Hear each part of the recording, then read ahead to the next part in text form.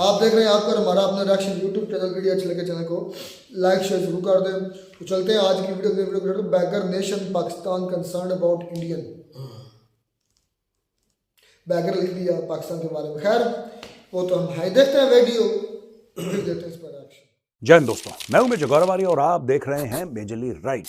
दोस्तों, कुछ खबरें पाकिस्तान की खासुल खास। पाकिस्तान के जो यूनाइटेड नेशंस में एम्बेसडर है ना, मुनीर अकरम, वही मुनीर अकरम जिसको पाकिस्तान ने भेजा था वहां पे पहले एक बार, उसको अमेरिकन ने जेल में डाल दिया डोमेस्टिक। इसकी एक लिव इन रिलेशनशिप था एक लड़की के साथ, और मुनीर अकरम, इसकी शक्ल देखिए, ये बिल्कुल ये बॉलीवुड में विलेन का रोल इसको कभी भी मिल सकता। अच्छा, ये जो बंदा था, इसने अपनी गर्लफ्रेंड को इतना मारा, ये he is basically a wife beater and a woman beater. तो इसने मारा, वो लड़की हो गई हॉस्पिटलाइज, पुलिस इसको पकड़ के ले गई। लेकिन डिप्लोमेटिक इम्यूनिटी होती है, जो डिप्लोमेट्स होते हैं वो कुछ भी करें, उनको जेल में नहीं डालते फिर, और उनको एक्स्ट्राडाइट कर देते हैं, उनको भेज देते हैं, जो भी होगा प्रोसेस। तो पाकिस्तान ने एक्स्ट्राडिशन के लिए बोला अमेरिका को, फिर अमेरिका के जज ने बोला ठीक है वापस इसको पाकिस्तान ले जाओ। तो फिर इसको रीपैकेज करके, रीमॉडल करके मुनीर अकरम को भेजा यूनाइटेड नेशंस। वही मुनीर अकरम है जिसको हथकड़ियों में थप्पड़ मार मार के जलील बेइज्जत रुसवा करके अमेरिकन पुलिस जेल तक ले गई थी। ठीक है दोस्तों, अब आपको मैंने बैकग्राउंड दे दिया। यह पाकिस्तान का कोहिनूर है, यह पाकिस्तान का बेस्ट टैलेंट है, क्योंकि भाई हर देश होता है यूनाइटेड नेशंस में अपना बेस्ट टैलेंट भेजता है। तो एक वाइफ बीटर, एक वुमेन बीटर, यह पाकिस्तान का बेस्ट टैलेंट है। एनीवे, इस भाई को भेज दिया यूनाइटेड नेशंस, और ये यूनाइटेड नेशंस में भारत के खिलाफ जहर उगलता है, जो कि ठीक है। आपको क्या लगता है मैं मेजरली राइट और चाणक्य डायलॉग्स में क्या प्रवचन करता हूं? मैं भी जहर उगलता हूं पाकिस्तान के खिलाफ, और खुल के छाती ठोक के बोलता हूं कि मैं जहर उगलता हूं। लेकिन फर्क सिर्फ यह है कि मैं इंटेलिजेंटली करता हूं। ये गधे के बच्चे हैं, इनके बस का कुछ नहीं। ये फालतू में bug bug bug bug bug bug करते हैं। जहर उगलो भारत के खिलाफ, कोई मना नहीं कर रहा, जहर उगलो, लेकिन डू इट इंटेलिजेंटली, पढ़ाई लिखाई करके, एक थोड़ा सा उसमें इंटेलेक्चुअल डेप्थ, हंसी मजाक भी करो, टांग भी खींचो, सब कुछ करो, लेकिन लोगों को पता लगना चाहिए कि जो मैसेज है ना, उसमें कहीं ना कहीं इंटेलेक्ट है। पाकिस्तानियों के मैसेज में इंटेलेक्ट नहीं होता, बकवास करते हैं। एनीवे, नाउ पाकिस्तान ने बोला है कि साहब जो राम मंदिर बन गया उससे तो बहुत गड़बड़ हो गई, और ये मैटर लेगा यूनाइटेड नेशंस में। ये मैटर लेगा यूनाइटेड नेशंस में कि बहुत यहां पे गड़बड़ हो गई है, भारत के मुसलमान खतरे में हैं। मैं पाकिस्तानियों को वाज़ेह तौर पे एक बात बताना चाहता हूं आज, आप मेरा कमेंट नोट करिएगा। हिंदुस्तान का मुसलमान थूकता नहीं है तुम्हारे ऊपर। मैं जानता हूं, मैं पला बड़ा हूं मुसलमानों के बीच में, ठीक है। हिंदुस्तान का मुसलमान तुम्हारे ऊपर थूकता नहीं है, इस चीज का ध्यान रख लेना। बुरे लगेगी मेरी बात, तुम जो चौधरी बनते हो कि हम आलम इस्लाम के चौधरी हैं, तुम भिखारी हो, और मैं आगे चल के प्रूफ करूंगा कि मैं तुम्हें भिखारी ऐसे गाली नहीं बोल रहा। मैं ये नहीं बोल रहा कि तुम भिखारी और मैं तुम्हें गाली दे रहा हूं। ये तुम्हारी शनाख्त है, ये तुम्हारी पहचान है, ये तुम्हारी आइडेंटिटी है, और मैं आगे चल के प्रूफ करूंगा कि मैं पाकिस्तानी हूं, तुम्हें क्यों भिखारी बोल रहा हूं।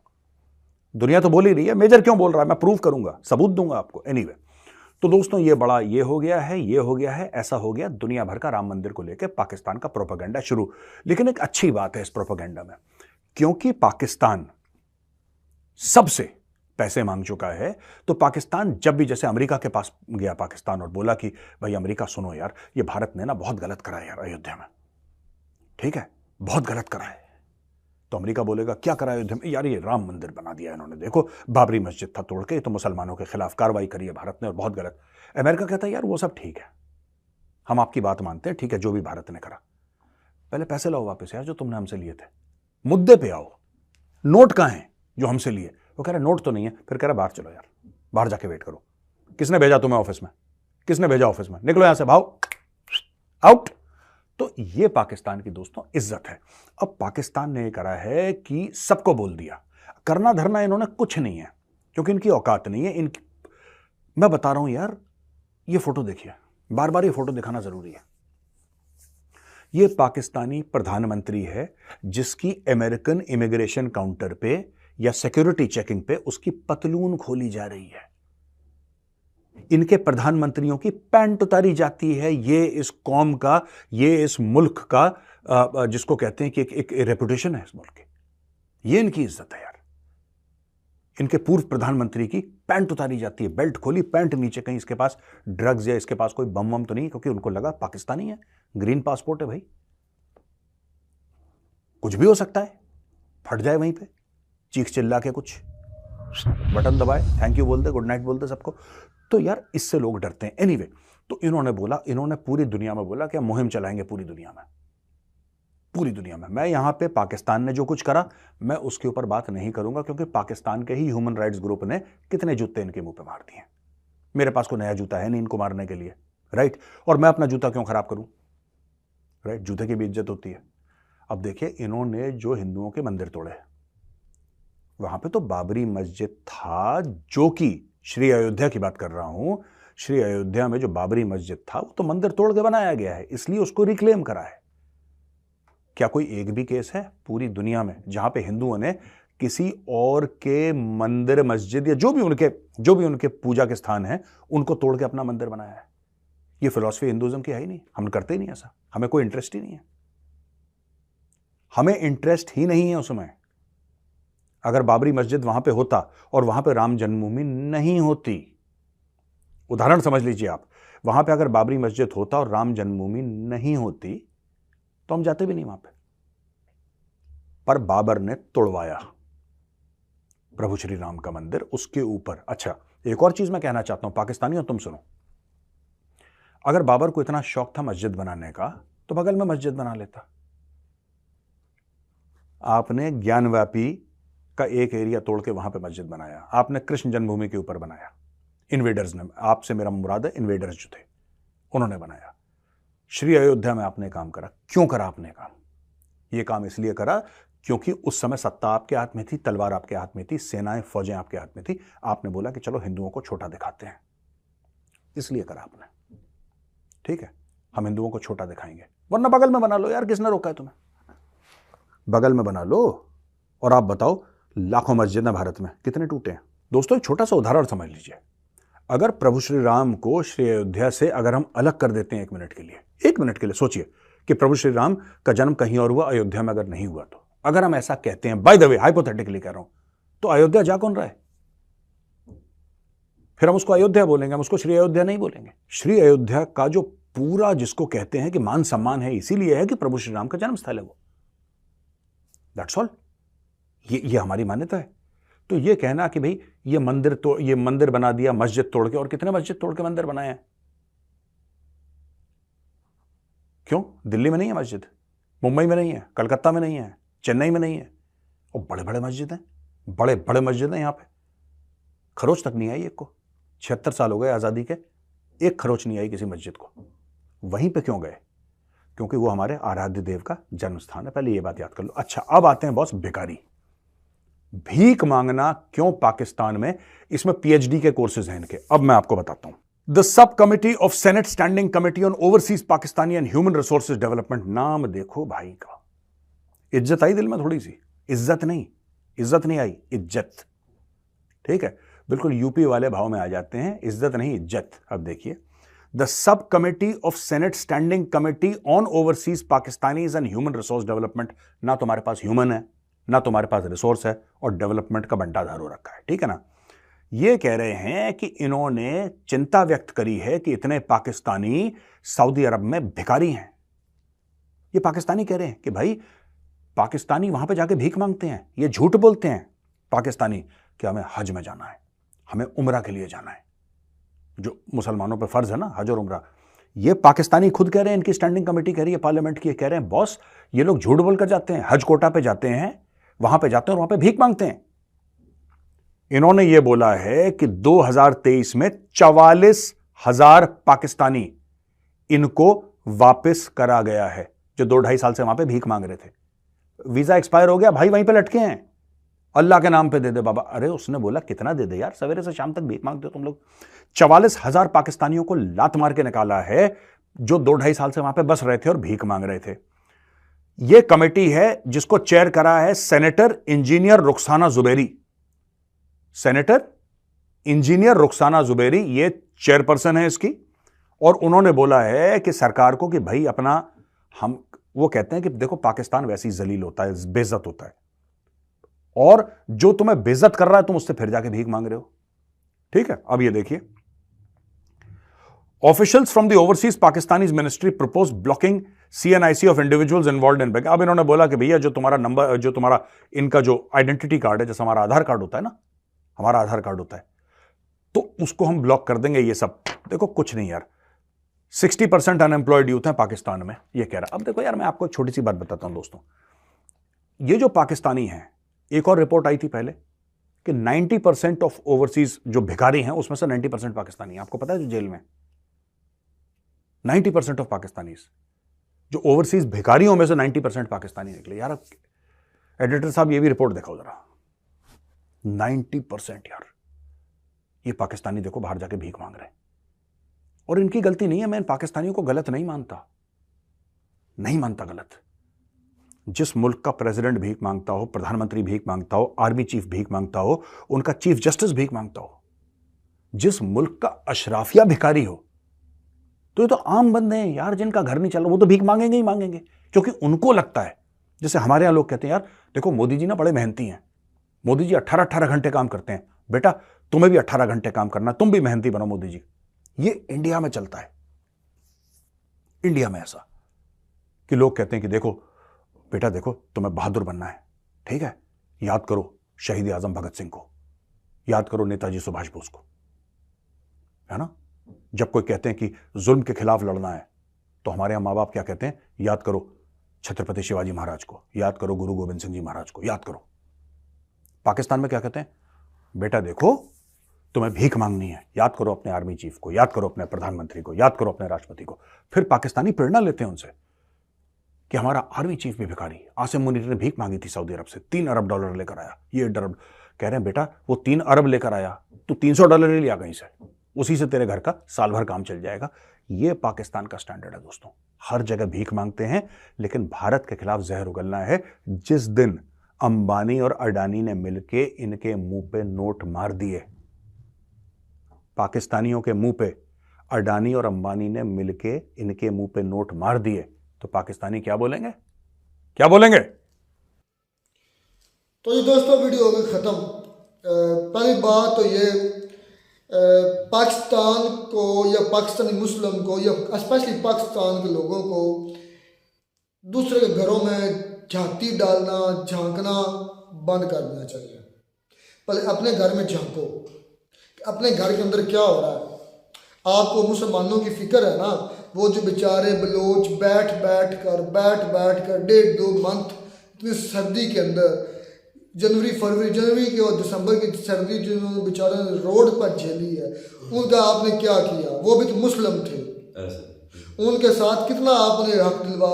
फिर इमरान खान जिसकी अपनी कोई मंशूर नहीं, कोई अपनी ज़ात नहीं, कोई कुछ नहीं है, जिसने सारी ज़िंदगी आप पाकिस्तानियों के नाम, मुसलमानों के नाम कर दी, वो आज जेल में पड़ा है। हक ना हक पड़ा है। एक तो चलो होता है गुनाह कर लिया इसलिए चले जाता है, ना हक। सिर्फ गलती ये है कि अमेरिका को पसंद नहीं है, तो अमेरिका आर्मी, हमारे आर्मी को कहा आप उतारे हैं तो उन्होंने उतार दिया, आप उसको क्या वापस ले आए। इसलिए पहले अपने घर की तरफ झांको भाई। देखें कि अपने गिरबां में अपनी मंजिल थले सोटा मारो। जिस तरह देखें ना कि वो खुद कहते हैं, इंडियन मुस्लिम कहते हैं कि भाई आप अपनी करें फिक्र, हमें जो है ना आप अपने आप को देखें कि आपकी क्या कंडीशन है इस वक्त है, और हमें शर्म करनी चाहिए जब वो खुद कहते हैं, जब हम उनकी फिक्र करते हैं। वो भी बिल्कुल सही कहते हैं, हमने सिर्फ एजेंडा उठाया वो इंडिया के खिलाफ, और हमसे उनका भाई देखें कि हमारा उनका कोई लेन देन भी नहीं है। हम कहते हैं हमें बड़ी फिक्र है इंडियन मुस्लिम, कोई फिक्र नहीं, कुछ भी नहीं होती। तो ये पाकिस्तान में भी तो मुस्लिम ओ भाई, इधर भाई को अपनी फिक्र को नहीं है, सबको अपनी अपनी पड़ी हुई है। ये फेक ड्रामा है ये पाकिस्तान है, सिर्फ दूसरे को सामने को जलील करने की बात है, या टॉर्चर कर, ये कह लें कि बांड मारना, कहते हैं बांड मारना, बकवास करना। वैसे ये गलत, इस तरह नहीं होना चाहिए, क्योंकि यार उन जिनकी फिक्र करते हैं वो कहते हैं कि हम आप बिल्कुल ठीक हो, हमें जो है ना रियलिटी में मिलता भी है कि बिल्कुल वो खुशहाल है। भाई यूएनओ में कौन गया है, यकूब भाई का यूएनओ पाकिस्तान सुना, मैंने तुझे वीडियो देख के सारी बोल दिया था कि कोई एक बंदा भी पाकिस्तानी, हाँ हो सकता है शायद गया हो, लेकिन जितनी न्यूज मैं सुनता हूँ, मैंने किसी एक न्यूज में भी नहीं सुना। अगर गए होते तो पाकिस्तानी ने गला फाड़ फाड़ के बोलना था।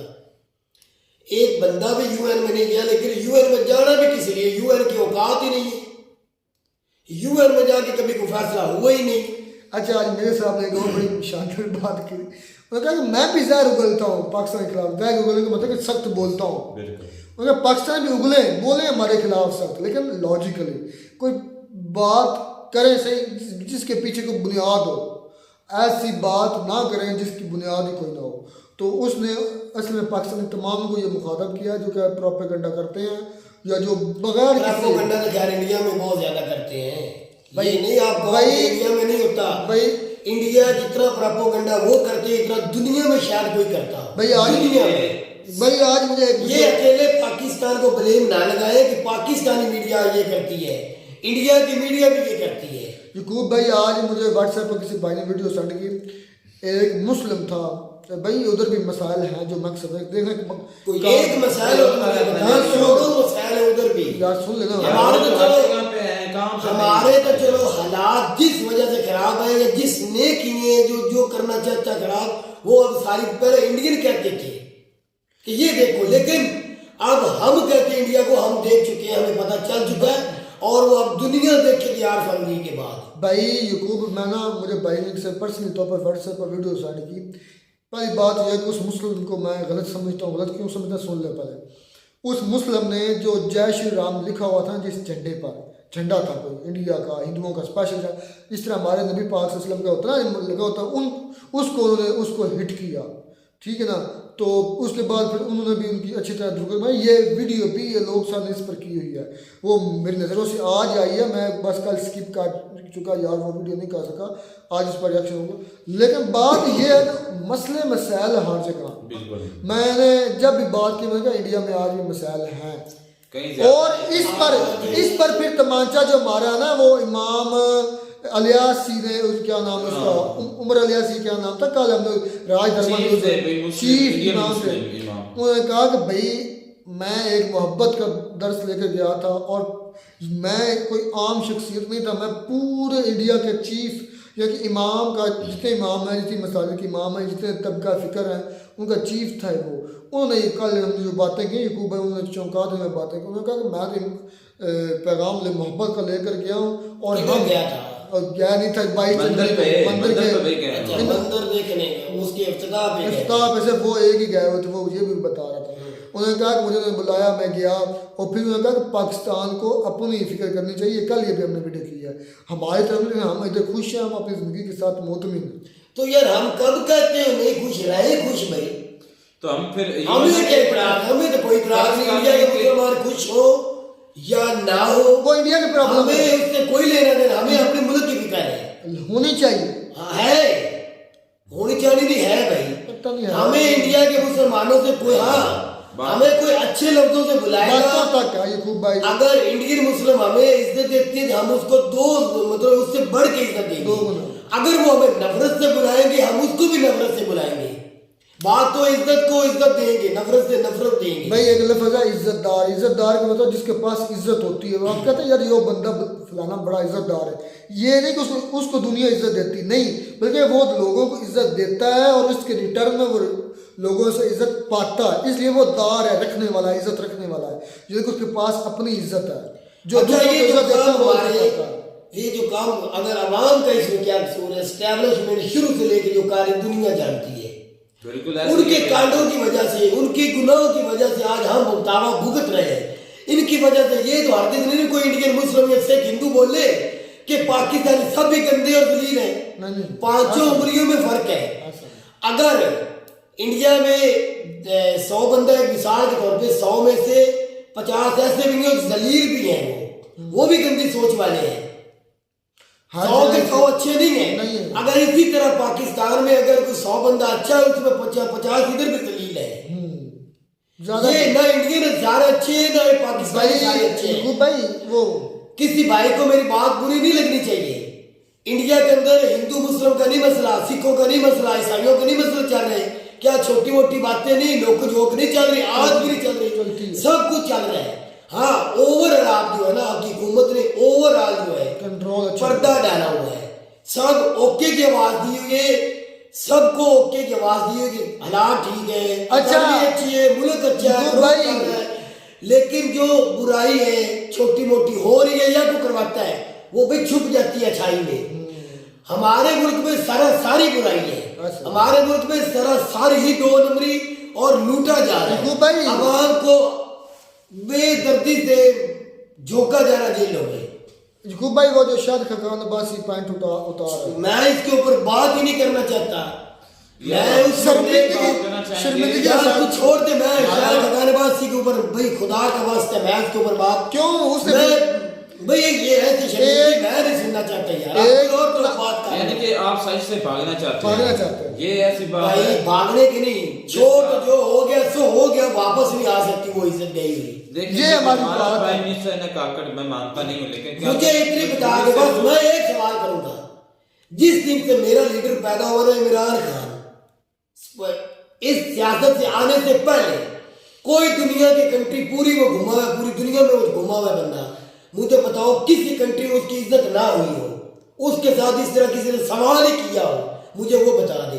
वो जहां जाता है दुनिया के जो फिल्म स्टार है, क्रिकेटर है, सियासतदान है, बिजनेसमैन है, बिल गेट्स इस वक्त दुनिया का अमीर तरीन था, जो खुद इमरान खान को मिलने 2 दफा आया था, नहीं आया पाकिस्तान में, तो बात करो, उसकी बात करो। मैं तो इनको सियासतदान ही नहीं मानता, नवाज शरीफ गद्दारी लेकिन हमारी शर्मिंदगी का तो बहस बने है ना भाई यकूब। और वो तो बन गया, जलील करवा दिया पाकिस्तान को। छोड़ो ये हमारी भाई वैल्यू है, जिस तरह मेरे साहब भी क्या कहते हैं, ये हमारी रेपुटेशन है, तो क्या हम बोलने के काबिल ही नहीं छोड़ा हमें इन्होंने।